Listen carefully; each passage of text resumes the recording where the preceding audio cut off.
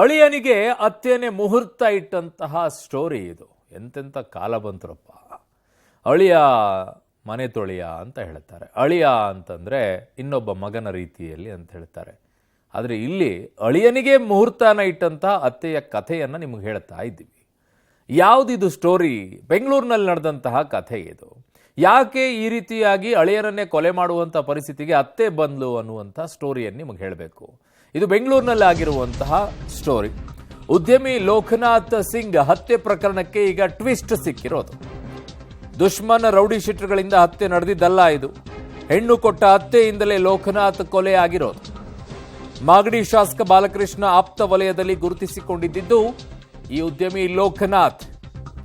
March 22ರಂದು Hesaraghatta ಸಮೀಪ ನಡೆದಂತಹ ಹತ್ಯೆ ಇದು. ಯಾರು ಏನು ಎತ್ತ ಅನ್ನುವಂಥದ್ದು ಗೊತ್ತಾಗಿರಲಿಲ್ಲ. ತದನಂತರ ಪೊಲೀಸರು ವಿಚಾರಣೆಯನ್ನ ಮಾಡಿದಾಗ, ತನಿಖೆಯನ್ನ ಕೈಗೆತ್ತಿಕೊಂಡಾಗ ಎಲ್ಲ ಡೀಟೇಲ್ಸ್ಗಳು ಸಿಕ್ತು. ಉದ್ಯಮಿ ಲೋಕನಾಥ್ ಹತ್ಯೆಯ ಕೇಸ್ಗೆ ಬಿಗ್ ಟ್ವಿಸ್ಟ್ ಸಿಗ್ತಾ ಇದೆ. ಹತ್ಯೆನೇ ಈ ಕೊಲೆ ಮಾಡಿದ್ದು ಅಂತ. ಅದಕ್ಕೆ ಕಾರಣಗಳು ಬಹಳ ಇಂಟ್ರೆಸ್ಟಿಂಗ್ ಆಗಿದೆ. ಹೆಣ್ಣು ಕೊಟ್ಟಂತಹ ಹತ್ಯೆಯಿಂದಲೇ ಅಳಿಯನ ಕೊಲೆ ಆಗ್ತಾ ಇದೆ ಅಂತಂದ್ರೆ ಏನಾದರೂ ಬಲವಾಗಿರುವಂತಹ ಒಂದು ಕಾರಣ ಇರಬೇಕಲ್ವಾ? ಕಳೆದ ಡಿಸೆಂಬರ್ನಲ್ಲಿ ಯಶಸ್ವಿನಿ ಜೊತೆಗೆ ಲೋಕನಾಥ್ ಮದುವೆ ಆಗತ್ತೆ. ಕಳೆದ ಡಿಸೆಂಬರ್ನಲ್ಲಿ ಮದುವೆ ಆಗಿರೋದು. ಮದುವೆ ಆಗಿ 3 ತಿಂಗಳಾಗಿದೆ ಅಷ್ಟೇ. ಈಗ ಬ್ಲ್ಯಾಕ್ ಮೇಲ್ ಮಾಡಿ ಲೋಕನಾಥ್ ಮದುವೆ ಆಗಿದ್ದ ಆರೋಪ ಈಗ ಕೇಳಿ ಬರ್ತಾ ಇದೆ. ಅಂತಹ ಬ್ಲ್ಯಾಕ್ ಮೇಲ್ ಏನಿತ್ತು ಅಂತ? ಅಂತಹದ್ದೇನು ಬ್ಲ್ಯಾಕ್ ಮೇಲ್ ಮಾಡಿ ಮದುವೆ ಆಗುವಂಥದ್ದು? ಮರ್ಯಾದೆಗೆ ಅಂಜಿ ಮದುವೆಯನ್ನ ಮಾಡಿಕೊಟ್ಟಿದ್ರಂತೆ ದಂಪತಿ. ಮರ್ಯಾದೆಗೆ ಅಂಜುವಂಥದ್ದು ಏನಿತ್ತು? ಬ್ಲ್ಯಾಕ್ ಮೇಲ್ ಮಾಡುವಂಥದ್ದು ಏನಿತ್ತು? ಏನಾದರೂ ವಿಡಿಯೋ ಗಿಡಿಯೋ ಇತ್ತಾ? ಏನಾದರೂ ಬೆದರಿಸುವಂಥದ್ದಿತ್ತಾ? ಅದೇ ಸಿಡಿನಿಂದ ಅಳಿಯನಿಗೆ ಸ್ಕೆಚ್ ಹಾಕಿದ್ದು ಈ ಅತ್ತೆ. ಮಾರ್ಚ್ 22ರಂದು BGS ಲೇಔಟ್ನಲ್ಲಿ ಪಾರ್ಟಿಯನ್ನ ಆಯೋಜನೆ ಮಾಡ್ತಾರೆ. ನಿರ್ಮಾಣ ಹಂತದ ಕಟ್ಟಡದಲ್ಲಿ ಉದ್ಯಮಿ ಪಾರ್ಟಿಯನ್ನ ಆಯೋಜನೆ ಮಾಡಿಕೊಳ್ಳೋದು.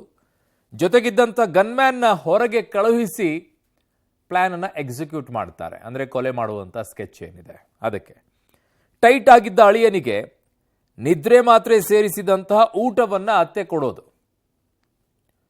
ಲೋಕನಾಥ್ ನಿದ್ರೆಗೆ ಜಾರ್ತಾ ಇದ್ದಂತೆ ಕುತ್ತಿಗೆಯನ್ನ ಅತ್ತೆ ಹೇಮಾ ಕೊಯ್ತಾಳೆ. ನಿದ್ರೆ ಮಾತ್ರೆಯಿಂದ ನಿತ್ರಾಣಗೊಂಡಿದ್ದ ಲೋಕನಾಥ್ ಸ್ಥಳದಲ್ಲೇ ಸಾವನ್ನಪ್ಪೋದು.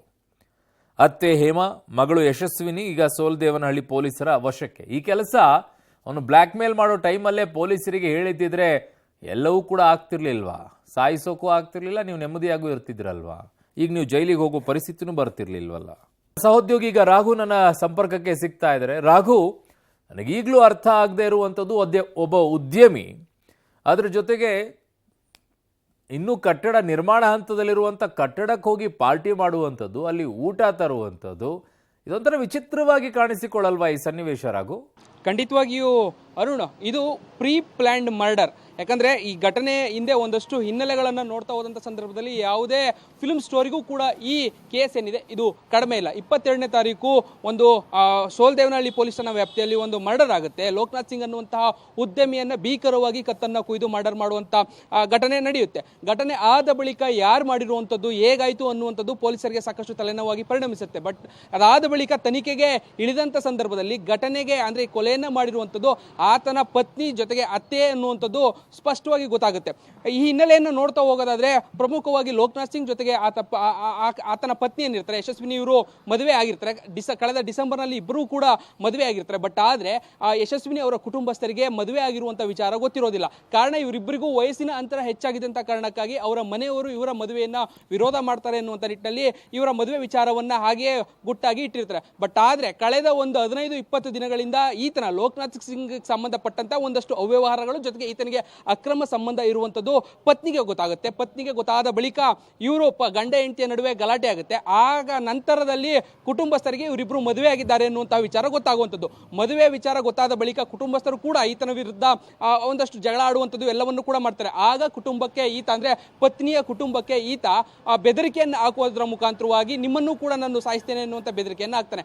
ಆಗ ಭಯಗೊಂಡಂತಹ ಕುಟುಂಬಸ್ಥರು ಈತನಿಂದ ಬೇಸತ್ತಂತ ಕುಟುಂಬಸ್ಥರು ಈತನನ್ನ ಸಾಯಿಸಬೇಕು ಅಥವಾ ಈತನಿಗೆ ಒಂದು ಗತಿಯನ್ನ ಕಾಣಿಸ್ಬೇಕು ಅನ್ನುವಂಥ ನಿಟ್ಟಲ್ಲಿ ಪ್ಲಾನ್ ಅನ್ನ ಮಾಡ್ತಾರೆ. ಆ ಪ್ಲಾನ್ನ ಪ್ರಕಾರವಾಗಿ ಮಾರ್ಚ್ 22ನೇ ತಾರೀಕು ಆತನ ಪತ್ನಿಯೇ ಈತನನ್ನ ಫೋನ್ ಮಾಡಿ ಕರೆಸಿಕೊಂಡು ಹೊರಗಡೆ ಊಟಕ್ಕೆ ಹೋಗೋಣ ಅಂತೇಳಿ ಮುಂಚೆ ಗುರ್ತು ಮಾಡಿದಂತ ಒಂದು ಜಾಗಕ್ಕೆ ಕರೆದುಕೊಂಡು ಹೋಗುವಂತ ಕೆಲಸವನ್ನ ಮಾಡ್ತಾರೆ. ಇವರಿಬ್ರು ಗಂಡ ಹೆಂಡತಿ ಕಾರ್ನಲ್ಲಿ ಹೋಗ್ತಾ ಇದ್ದಾಗೆ ಅವರ ಹಿಂದೆ ಕೂಡ ಅವರ ಅತ್ತೆ ಬೇರೆ ಒಂದು ವಾಹನದಲ್ಲಿ ಅವರನ್ನ ಫಾಲೋ ಮಾಡ್ಕೊಂಡು ಹೋಗ್ತಾರೆ. ಅಲ್ಲಿ ಗಂಡ ಹೆಂಡತಿ ಪಾರ್ಟಿಯನ್ನ ಮಾಡ್ತಾ ಇರುವಂತ ಸಂದರ್ಭದಲ್ಲಿ ಇವರು ತೆಗೆದುಕೊಂಡು ಹೋಗಿದ್ದಂತಹ ಊಟದಲ್ಲಿ ಮತ್ತು ಬರುವಂತಂದ್ರೆ ನಿದ್ದೆ ಮಾತ್ರೆ ಇರುವಂತಹ ಬೆರಕೆಯನ್ನ ಮಾಡಿ ಅದನ್ನ ಊಟವನ್ನು ಕೂಡ ಅವರಿಗೆ ತಿನ್ನಿಸ್ತಾರೆ. ತಿನ್ನಂತ ಸಂದರ್ಭದಲ್ಲಿ ಆತ ಮತ್ತಿಗೆ ಜಾರ್ತಾನೆ, ಅಂದ್ರೆ ನಿದ್ದೆಗೆ ಜಾರ್ತಾನೆ. ಅದೇ ಸಮಯದಲ್ಲಿ ಸ್ಥಳಕ್ಕೆ ಹೋಗಿದಂತ ಅತ್ತೆ ಕೂಡ ಆತನ ಕತ್ತನ್ನ ಕುಯ್ದು ಕೊಲೆ ಮಾಡುವಂತ ಕೆಲಸವನ್ನ ಮಾಡ್ತಾರೆ. ಅದಾದ ಬಳಿಕ ಅಲ್ಲಿಂದ ಇಬ್ರು ಕೂಡ ಎಸ್ಕೇಪ್ ಆಗಿ ಬೆಂಗಳೂರಿಗೆ ಬಂದು ಎಲ್ಲೋ ಒಂದ್ ಕಡೆ ತಲೆಮರೆಸ್ಕೊಡ್ತಾರೆ. ಇದನ್ನ ತನಿಖೆಯನ್ನ ಮಾಡಿದಂತ ಸಂದರ್ಭದಲ್ಲಿ ಆತನ ಜೊತೆ ಗನ್ಮ್ಯಾನ್ ಕೂಡ ಆ ದಿನ ಇರೋದಿಲ್ಲ. ಗನ್ಮ್ಯಾನ್ ಅನ್ನ ಬಿಟ್ಟು ಹೆಂಡತಿ ಕರೆದ್ರು ಅನ್ನುವಂತ ಕಾರಣಕ್ಕಾಗಿ ಗಲಾಟೆಯ ನಡುವೆಯೂ ಕೂಡ ಹೆಂಡತಿ ಜೊತೆಯಲ್ಲಿ ಹೋದಂತ ಸಂದರ್ಭದಲ್ಲಿ ಮುಂಚೆ ಗೊತ್ತು ಮಾಡಿದಂತಹ ಜಾಗದಲ್ಲೇ ಆತನನ್ನ ಕರೆದುಕೊಂಡು ಹೋಗಿ ಪ್ರೀ ಪ್ಲಾನ್ಡ್ ಆಗಿ ಮರ್ಡರ್ ಮಾಡುವಂತ ಕೆಲಸವನ್ನ ಪತ್ನಿ ಜೊತೆಗೆ ಅತ್ತೆ ಮಾಡ್ತಾರೆ. ಅದಾದ ಬಳಿಕ ತನಿಖೆಯನ್ನ ಮಾಡಿದಂಥ ಸಂದರ್ಭದಲ್ಲಿ ಇವರಿಬ್ಬರೇ ಈ ಕೆಲಸವನ್ನ ಮಾಡಿರುವಂಥದ್ದು ಅನ್ನುವಂಥದ್ದು ಗೊತ್ತಾಗುತ್ತೆ. ಅದಾದ ಬಳಿಕ ಇವರಿಬ್ಬರಿಗೆ ಬಲೆಯನ್ನ ಬೀಸ್ತಾರೆ. ಸದ್ಯ ಅವರಿಬ್ಬರನ್ನ ಕೂಡ ಬಂಧನ ಮಾಡುವಂಥ ಕೆಲಸಗಳಾಗುತ್ತೆ. ಈಗ ಅವರಿಬ್ಬರನ್ನು ಕೂಡ ಬಂಧಿಸಿ ನ್ಯಾಯಾಲಯದ ಮುಂದೆ ಅವರಿಬ್ಬರನ್ನ ಕೂಡ ಈಗ ಒಪ್ಪಿಸಿದ್ದಾರೆ. ಅರುಣ್. ಓಕೆ ರಾಘು, ನಿಮ್ಮೆಲ್ಲ ಮಾಹಿತಿಗೆ ಧನ್ಯವಾದಗಳು.